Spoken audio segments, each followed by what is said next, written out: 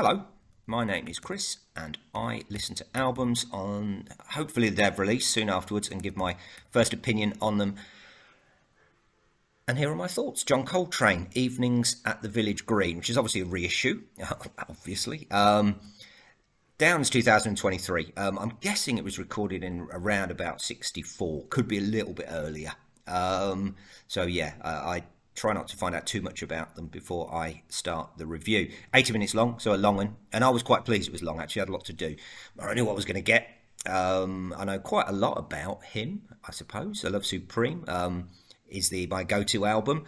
I usually go to Ornette Coleman for. I think he's probably number 3 for me in jazz. Ornette Coleman is number 1, and I go there more than anywhere else. He's got 2.3 million very happy listeners. I just love the sound. I did take a year off in 2011, pretty much just listening to jazz. I always quite liked it, but never knew enough about it. So I did dive in to make it something that I was a little bit more knowledge about. And it's never a year that I'm ever going to regret. And you know how once you're in there, you know how important Coltrane was. It may be a little bit hard for non-jazzers. But he's worth the investment. He is genuinely worth the investment. He starts this album with Favourite Things, which is a song he was obsessed with and played over and over in live sets. You know, every one of them different and offering something new. There was something about that tune and him that were integrated, and he wanted to push as far as it could. His sax isn't at the forefront like it is on later studio albums.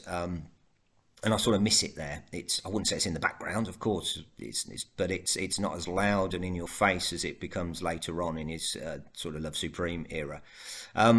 If I had a time machine, I would go to Chicago in 1959. When that conversation comes up in a pub, that's where I always say, maybe New York, whoever's playing on that date. It's an important era. It's a magical kind of music. And yeah, give it a listen. How can you not be disappointed? Is it potential top album, the top 10 album for August? We'll see. Probably not, because I will go with other jazz records before this. But superb, great, 7.9.